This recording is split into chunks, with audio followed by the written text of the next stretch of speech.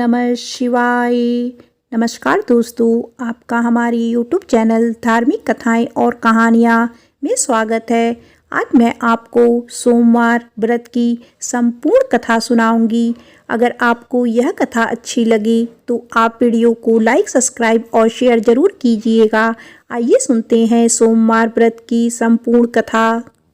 एक साहूकार बहुत अमीर था। उसके पास धन की कोई कमी नहीं थी। साहूकार के पास सभी सुख और ऐश्वर्य के साधन थे, किंतु उसको एक ही दुख था कि उसके कोई औलाद नहीं थी। दिन रात वह इसी चिंता में लगा रहता और वह पुत्र पाने के लिए हर सोमवार को भगवान चंद्रदेव व शिव जी की पूजा करता व व्रत रखता था। साहूकार के भोलेनाथ के प्रति ऐसी भक्ति देखकर एक बार माँ पार्वती जी ने शिव जी से कहा, हे नाथ, ये साहूकार आपका अनन्य भक्त है और सदैव ही आपका व्रत और पूजा भक्ति भाव से किया करता है। आप कृपया करके इसकी मनोकामना पूर्ण कर दें। पार्वती जी के ऐसे वचन सुनकर भोलेनाथ ने माँ गौरी से कहा, हे पार्वती, यह संसार एक कर्म क्षेत्र है। यहाँ जो भी जैसा कार्य करता है उसे वैसा ही फल मिलता है, अर्थात जैसा कार्य मनुष्य करता है वैसे ही परिणाम भोगता है। किंतु माता पार्वती आग्रह पूर्वक बोली, हे महादेव, यह आपका अनन्य भक्त है। यदि इसको कोई भी दुख हो तो आपको इसे अवश्य दूर करना चाहिए। यदि आप अपने भक्तों की मनोकामनाएं पूरी नहीं करेंगे तो क्यों कोई मनुष्य आपकी भक्ति, सेवा व पूजा करेंगे। पार्वती जी के इस आग्रह को सुनकर शिवजी ने कहा, हे शिवे, इस साहूकार के कोई पुत्र नहीं है। इसी कारण यह दिन रात चिंतित व दुखी रहता है। इसके भाग्य में संतान न होने पर भी मैं इसे पुत्र प्राप्ति के लिए वरदान देता हूँ, किंतु इसका पुत्र केवल 12 वर्ष तक ही जीवित रह सकता है। इसके बाद वह मर जाएगा। इससे अधिक मैं इस साहूकार के लिए कुछ नहीं कर सकता। यह सब बातें साहूकार सुन रहा था। उसे यह सारी बातें सुनकर ना कोई खुशी हुई और ना ही कोई दुख। वह पूर्वत शिव जी की पूजा व व्रत करता रहा। कुछ समय पश्चात साहूकार की पत्नी गर्भवती हो गई और 10वें महीने में उसने एक बहुत ही सुंदर पुत्र को जन्म दिया। साहूकार के घर में बहुत खुशियां मनाई गई, किंतु साहूकार अपने पुत्र की 12 वर्ष की उम्र जानकर कोई खुशी प्रकट नहीं की और इस संबंध में किसी को कोई भेद भी नहीं बताया। वह बालक धीरे धीरे बड़ा होने लगा। जब वह बालक 11 साल का हो गया तो बालक की माता ने साहूकार से उसके विवाह के लिए कहा, किंतु साहूकार ने कहा कि मैं इसे काशी जी पढ़ने भेजूंगा। साहूकार ने अपने साले को बुलाकर कहा कि तुम इस बालक को काशी पढ़ाने ले जाओ और इसे विधिवत शिक्षा ग्रहण कराओ। साहूकार ने उसको बहुत सा धन देकर कहा कि रास्ते में जहाँ कहीं भी ठहरो वहाँ यज्ञ और ब्राह्मणों को भोजन कराते जाना। इस प्रकार वह दोनों मामा भांजे रास्ते में यज्ञ करते, दान देते और ब्राह्मणों को भोजन कराते जा रहे थे। रास्ते में एक शहर पड़ा। उस शहर में राजा की कन्या का विवाह था। एक अन्य राजा का लड़का बारात लेकर आया था, लेकिन वह एक आंख से काना था। लड़के के पिता को इस बात की चिंता थी कि वर को देखकर कन्या के माता पिता विवाह में किसी प्रकार की अड़चन न डाले। इसी कारण जब उन्होंने साहूकार के अति सुंदर बेटे को देखा तो उसके मन में विचार आया कि क्यों ना इस लड़के से विवाह का कार्य पूर्ण करा लिया जाए। यह विचार कर उसने लड़के और उसके मामा से कहा कि यदि आप फेरी व कन्यादान का कार्य पूर्ण करा देंगे तो आपकी बड़ी कृपा होगी और हम आपको बहुत सारा धन देंगे। साहूकार के लड़के और उसके मामा ने इस बात को स्वीकार कर लिया। विवाह का काम भली प्रकार से पूरा हो गया। जब वह लड़का जाने लगा तो उसने चुपके से राजकुमारी की चुनरी पर लिख दिया कि तेरा विवाह मेरे साथ हुआ है, लेकिन जिसके साथ तुझे भेजा जाएगा वह एक काना है मैं काशी जी को जा रहा हूँ। राजकुमारी ने जब इस प्रकार लिखा पाया तो उसने कान्हे राजकुमार के साथ जाने से इनकार कर दिया और कहा, यह मेरा पति नहीं है। मेरा विवाह जिसके साथ हुआ है वह काशी जी गया है। राजकुमारी के पिता ने यह सब बात जब सुना तो उसने अपनी कन्या को विदा करने से इनकार कर दिया। बारात वापस चली गई। उधर साहूकार का लड़का और उसका मामा काशी जी पहुँचे, जहाँ लड़के ने पढ़ना शुरू किया तथा अपना अतिरिक्त समय मामा भांजे यज्ञ आदि दान में व्यतीत करने लगे। इस प्रकार कई महीने बीत गए। जब लड़का 12 साल का हुआ तो उस दिन लड़के के मामा ने यज्ञ का आयोजन कर रखा था। अचानक ही लड़के की तबीयत खराब हो गई। लड़के के मामा ने कहा कि अंदर जाकर सो जाओ। लड़का अंदर जाकर सो गया। थोड़ी देर पश्चात लड़का मर गया। जब लड़के के मामा ने देखा कि वह मर गया है तो वह बहुत दुखी हुआ। उसने सोचा कि पहले यज्ञ पूरा कर लूं तब कुछ सोचूंगा। लड़के के मामा ने यज्ञ पूरा किया और फिर रोना आरंभ कर दिया। वह बहुत जोर जोर से रो रहा था। संयोगवश शिवजी और पार्वती जी उधर से जा रहे थे। पार्वती जी ने भगवान भोलेनाथ से कहा, हे नाथ, कोई दुखी व्यक्ति रो रहा है, उसके कष्टों को दूर करो। तब शिवजी और पार्वती जी वहां पहुँचे।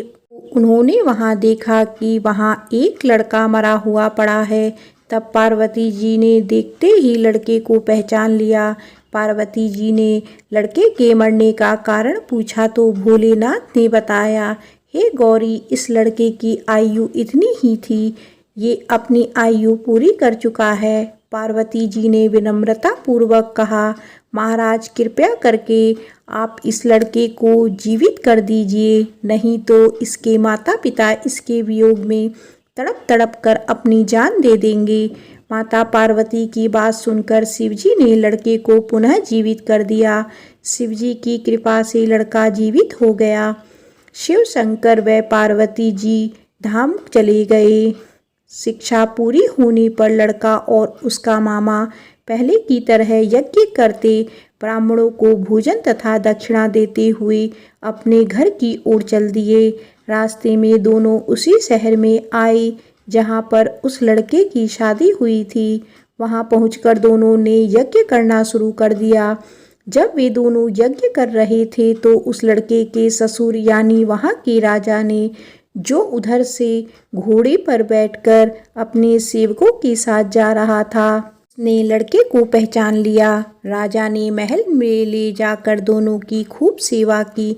कुछ समय बाद राजा के महल में रहने के बाद लड़के ने राजा से जाने की आज्ञा ली।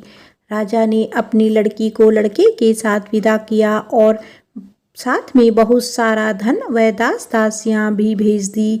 जब वे अपने शहर में आए तो लड़के के मामा ने कहा, पहले मैं तुम्हारे माता पिता को तुम्हारे आने की खबर सुना आता हूँ, तब तक तुम पत्नी सहित यहाँ आराम करो। ऐसा कहकर लड़के का मामा साहूकार को अपने पुत्र के आने की खबर देने चला गया। घर आकर उसने देखा कि उसकी बहन और बहनोई छत पर बैठे हुए हैं। उन्होंने यह प्रण कर रखा है कि यदि उनका बेटा जीवित लौट आया तो वह छत से नीचे उतर आएंगे, नहीं तो छत से कूदकर अपने प्राण त्याग देंगे। इसके लड़के के मामा ने जब यह समाचार उन्हें सुनाया कि उनका लड़का जीवित लौट आया है तो उन्हें विश्वास नहीं हुआ। तब लड़के के मामा ने शपथ खाकर कहा कि आपका पुत्र अपनी स्त्री और बहुत से धन और दास दासियों सहित घर आया है। तब साहूकार और उसकी पत्नी छत से नीचे उतर आए तथा प्रसन्नता के साथ अपने बेटे और बहू का स्वागत किया। सभी प्रसन्नता के साथ रहने लगे। इस प्रकार भक्ति भाव से जो भी प्राणी सोमवार के व्रत का पालन करता है तथा प्रेम पूर्वक इस कथा को सुनता या पढ़ता है तो उसके सभी कष्ट दूर होते हैं, सभी मनोकामनाएं पूर्ण होती हैं और इस लोक में सभी सुख सुविधाओं को भोगकर अंत में उसे शिवलोक की प्राप्ति होती है। इस प्रकार सोमवार के व्रत को 16 सोमवार तक करें, फिर उद्यापन करें। इस व्रत के प्रभाव से मानव को सभी प्रकार के सुखों की प्राप्ति होती है। बोलो उमापति शंकर भगवान की जय, माता पार्वती की जय। आइए सुनते हैं 16 सोमवार व्रत कथा। भगवान शिव अपनी पत्नी पार्वती के साथ एक बार घूमते हुए धरती के अमरावती शहर पहुँचे। वहाँ शिव जी का एक बड़ा सा मंदिर राजा ने बनवाया था। शिव पार्वती दोनों को वह मंदिर पसंद आया, इसीलिए दोनों वहीं रहने लगे। कुछ दिनों बाद माँ पार्वती ने भोलेनाथ से कहा, प्रभु मुझे चौसर खेलने की इच्छा है। भगवान ने सारा इंतजाम किया और दोनों आराम से चौसर खेलने लगे। तभी वहाँ मंदिर के पुजारी आ गए। पुजारी को आता देख माँ पार्वती ने पूछा, आप बताइए हम दोनों में से कौन यह खेल जीतेगा। जवाब में उन्होंने कहा, महादेव ही जीतेंगे। जैसे ही चौसर का खेल खत्म होने लगा तो पार्वती माँ जीत गई। माता पार्वती ने पुजारी की बात गलत साबित होने पर उन्हें झूठ बोलने की सजा के रूप में श्राप देकर कोढ़ी बना दिया। फिर पार्वती शिव के साथ कैलाश लौट गई। अब लोग उस कोढ़ी पुजारी से दूर भागने लगे। राजा ने भी उसे मंदिर के कार्य से मुक्त करके किसी दूसरे ब्राह्मण को मंदिर का पुजारी नियुक्त कर दिया। कोढ़ी पुजारी भी उसी मंदिर के बाहर बैठकर अपने लिए भिक्षा मांगने लगा। कुछ दिनों बाद उस मंदिर में स्वर्ग से अप्सराएं आईं। पुजारी को देखकर उन्होंने उनकी हालत का कारण पूछा। उसने माँ पार्वती द्वारा मिले श्राप के बारे में उन्हें बता दिया। सारी बातें जानने के बाद अप्सराओं ने पुजारी को पूरे 16 सोमवार तक विधिवत व्रत रखने के लिए कहा। पुजारी को इस पूजा की विधि नहीं पता थी तो उसने अप्सराओं से इसके बारे में पूछा। उन्होंने बताया कि हर सोमवार को सूर्य उदय से पहले उठना होगा। फिर नहाकर साफ कपड़े पहनने के बाद गेहूं के आटे से 3 अंग बनाना। उसके बाद घी से दीपक जलाते हुए गुड़, बेलपत्र, अक्षत, नैवेद्य, फूल, चंदन, जनेऊ लेकर संध्या के समय सूर्यास्त से पहले प्रदोष काल में भोले बाबा की पूजा करना। पूजा करने के बाद एक अंग शिव शंभू को अर्पण करना और एक खुद ग्रहण करना। उसके बाद बचे हुए अंग को आसपास के लोगों में प्रसाद के रूप में बांट देना। इस तरह पूरे 16 सोमवार करने के बाद 17वें सोमवार को आटा लेकर उसकी बाटी बनाना। फिर उसमें घी के साथ गुड़ डालकर चूरमा तैयार करना। इसका शिव जी को भोग लगाकर इसे आसपास मौजूद सभी लोगों को प्रसाद के रूप में बांटना। इस तरह से व्रत करने से भगवान शिव तुम पर प्रसन्न होकर कोढ़ की समस्या दूर कर देंगे। ये सारी बातें बताकर सभी अप्सराएं स्वर्ग लौट गई। उनके लौटने के बाद पुजारी ने हर सोमवार को विधिवत व्रत और पूजन किया। 16 सोमवार पूरा करने के बाद 17वें सोमवार को सबको प्रसाद बांटते ही उसके कोढ़ की समस्या दूर हो गई। पुजारी के ठीक होने पर राजा ने दोबारा उस मंदिर में पूजा पाठ करने का जिम्मा उसे सौंप दिया।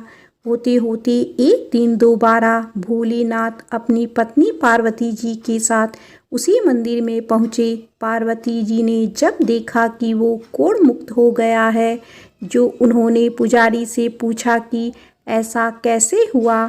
जवाब में पंडित ने उन्हें 16 सोमवार व्रत करने की अपनी कथा के बारे में बताया। पुजारी की बात सुनकर माँ पार्वती काफ़ी खुश हुई। उन्होंने भी 16 सोमवार व्रत रखने की ठान ली।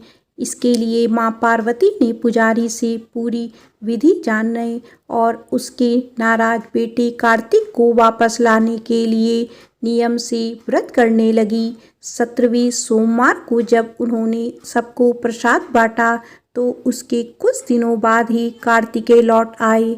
उन्होंने माँ पार्वती के पास पहुंचकर पूछा, माता अचानक कुछ हुआ कि मेरा सारा गुस्सा ही खत्म हो गया, क्या आपको कोई उपाय किया था।